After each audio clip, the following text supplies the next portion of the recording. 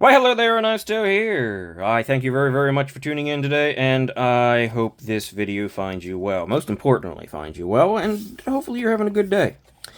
So, what are we looking at here? We're doing a review of the first model from BMK Designs. This is the Ether, and this is a pretty darn attractive knife, if I do say so myself. We are not going to be talking about price in this one because these are not available anymore. They were mid 300s, 360, 380, something like that. Pretty reasonable for what you're getting here and what you're seeing, and this is an OEM project, so not completely out of line there. There is a second model from BMK coming, the Spartan. The pre-orders have been done, but there's going to be a drop, so I will link his Instagram down below because that seems to be how you purchase.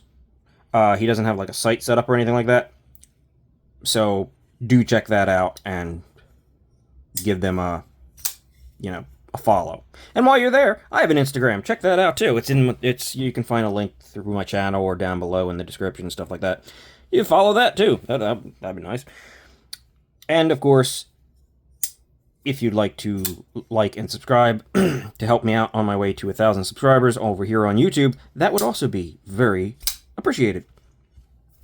So, shameless plug over. Yes.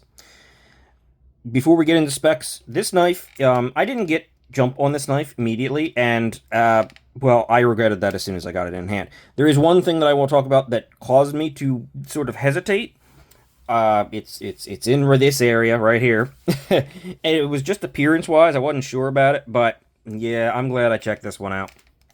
And, I didn't get in on the Spartan pre-order, unfortunately, but I'm going to try and pick one up, because yeah, if it's anywhere near as good as this, it's gonna be just fine. So, let's jump into specs. And, oh, as always, there will be timestamps down below if you care to skip over the specs and to the actual talk about the knife review part. 3 3/8 blade length. Just shy of 8 inches overall. Barely. About 4 5/8 on the handle, maybe a tiny bit shy of that. Maybe it hits that at the bottom. Maybe it hits the 8 inches if you go like from here to here. Either way, let's do some comparisons so you have a reference for how big this knife is. The small Civivi Elementum and the full-size Civivi Conspirator. So the Elementum has about a 3-inch blade and the Conspirator has a 3.5-inch blade. And it is very close to the Conspirator in overall size. Tiny bit less blade. About really the same kind of amount of handle. I mean, a little bit less because, well, no, it's pretty close to being the same. You have more grip length on this thing. This is definitely a full-size knife. And the grip length is an important thing because that's our next comparison to 2 AA batteries for that grip length. And in your basic choke-up position, or not choke-up position, in your basic handle position, you're kind of in here, right?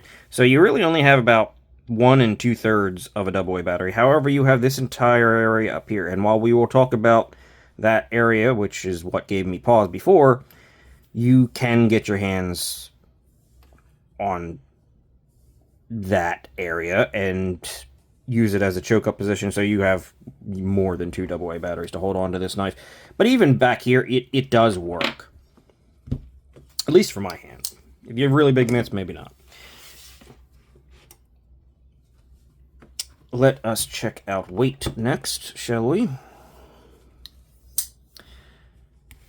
Weight of the Ether is 4.18 ounces. It's not an ounce an inch or anything, but it's also not super heavy. It is a full titanium frame lock with decently thick pieces of titanium. Yes, they've been milled and they're contoured and everything like that, but yeah, it's pretty reasonable, I'd say.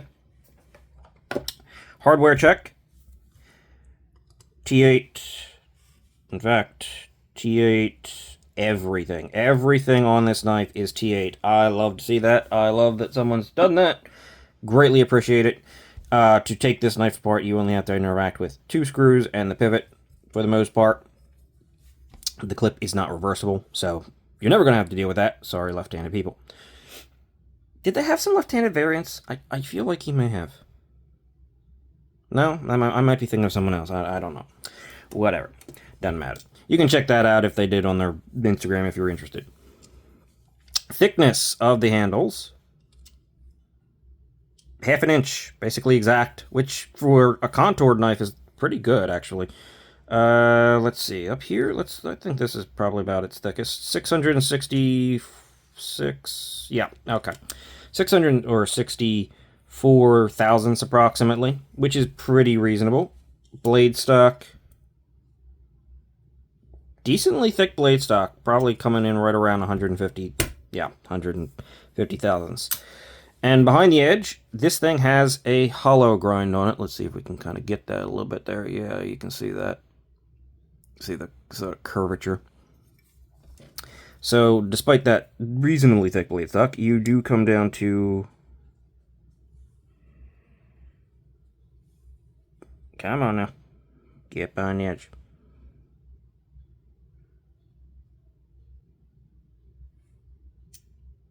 I'm going to call that...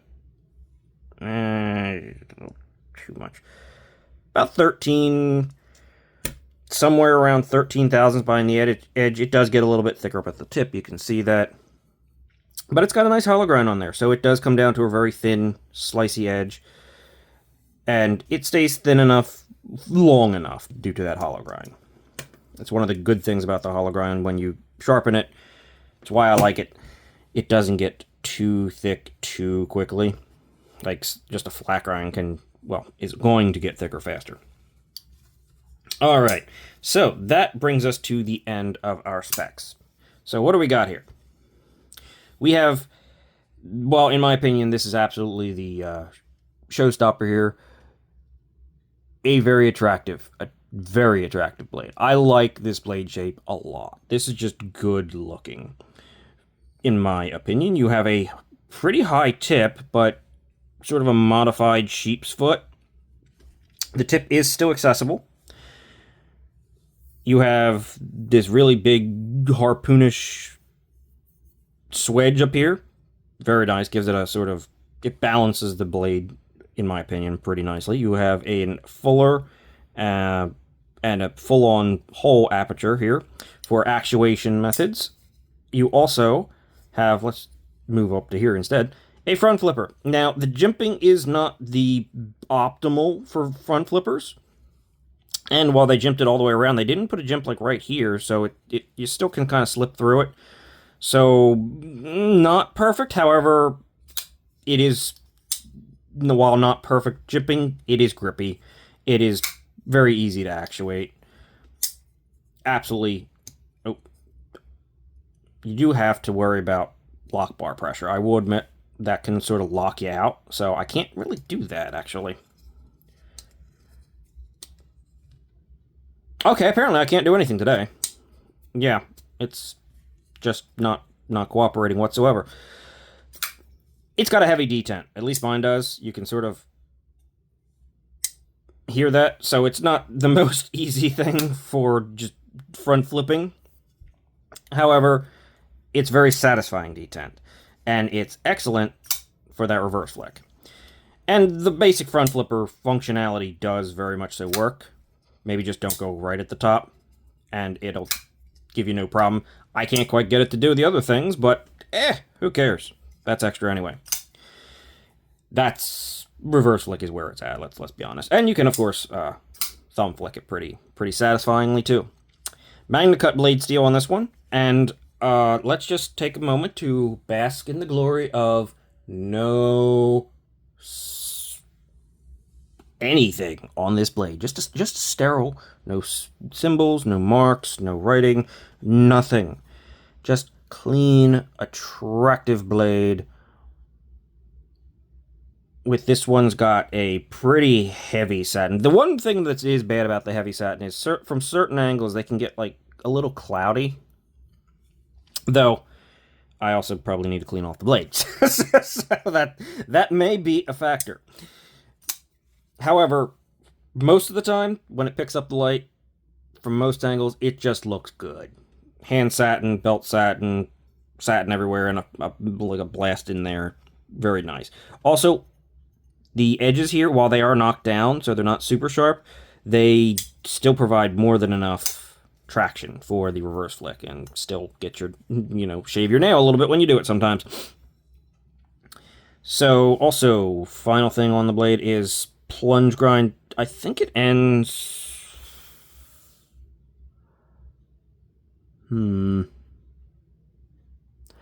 It is very hard to tell. I'll be honest with you. I think it might actually end here, which is not at all optimal, but it does seem to be pretty thin up to about here. So it's somewhere in here. I wish they pushed it back and gave more of a definite line. Absolutely. But the stop pin is attached right there. So you can definitely cut in a little bit and widen this choil out a little tiny bit if you need to. I don't really think you're going to need to. While it looks like it drops to there, I'm pretty sure it's probably stopping about here, at least in any meaningful way. I don't know or think you're necessarily going to get a smile. So, that could be done better, but it's not the worst thing in the world. Handles, just titanium. Very nice. Titanium frame lock. Simple, right? Clean. Classic. This one has some fluting. There was a plain one, but let's be honest, the milling is definitely where it's at on this. Deep, textural, but finished in such a way that it feels so nice. You have definitely depth there, but it's not sharp and it feels so good with a sort of dark wash over the whole thing. Contouring is beautiful, and this really accentuates it. Good choice there. If you're going to go simple, this is just clean and nice. There's a pivot collar, of course. I say of course, some knives don't have them. But I believe there was variants where there was like pivot collar and hardware, or I mean not hardware, but clip was Zircotai or Timascus or something. These are just plain ones. I think that's just titanium. Just black for a little bit of contrast. Backspacer, nice, simple, clean. No problem there. Lock bar access. Lock bar access, it doesn't look like it's giving you all that much access, but it's done in a way that both sides are milled out and there's a ton of room to get yourself in here. It does sort of cant you slightly diagonal, so it's not completely from the side, but this is about as good as you're going to get. It's great lock bar access, way better than it looks, and that's the kind of the best thing about this one. They've kept it to a bare minimum, kind of, while giving you as comfortable a lock bar as you're probably going to need. So they've hit the right balance there, in my opinion.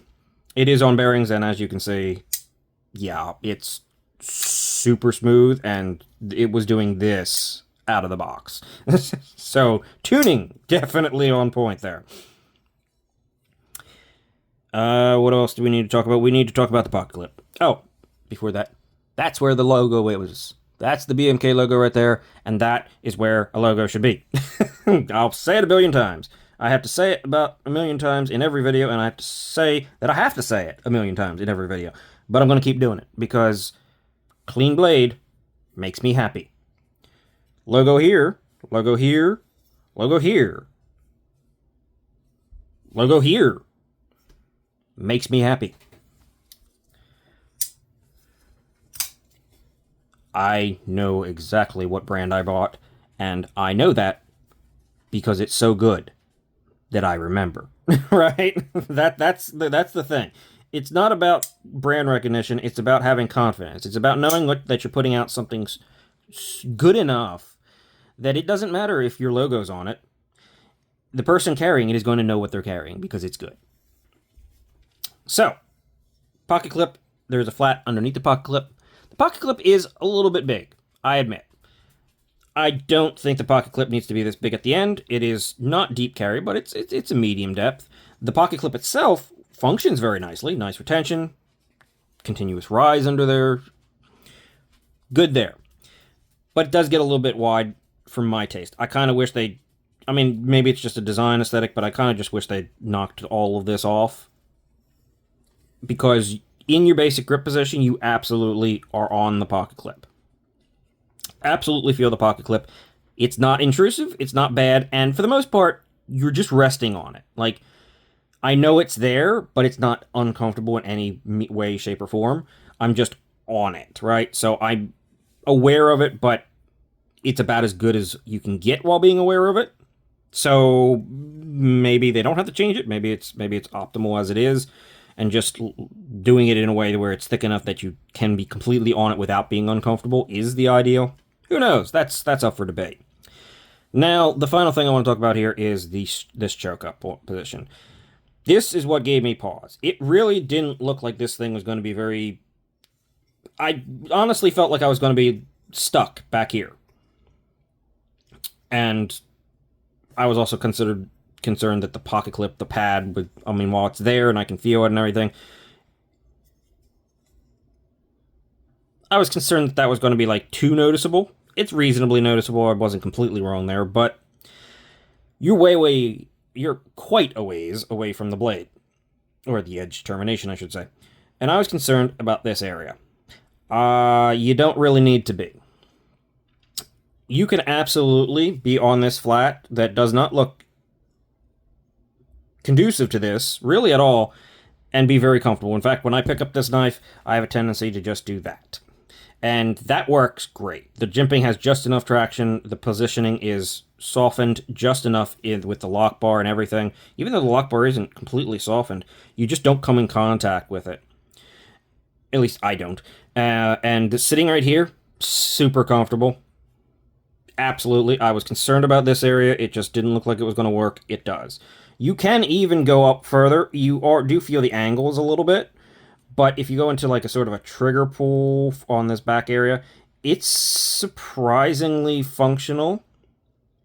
Maybe not perfectly intuitive, but it's a lot more comfortable than you'd think based on the shapes and sizes. I can get my finger in here, and as you can see, I'm not super close to the edge. So I could definitely make a cut like this without too much issue if I really need to be close for finer stuff. But I'd probably live back here. Same with the push grip. You can definitely get in there. This is actually pretty darn close to the edge, and I'm mostly right here, and it's pretty darn comfortable. So the knife sort of did away with my only concern. It's also centered without play. So, first design, Ether. It's a win. It's really good. I'm now looking forward to the Spartan. Yeah. This is just a clean, simple style, but it's like, I mean, it's just a titanium frame lock with a blade but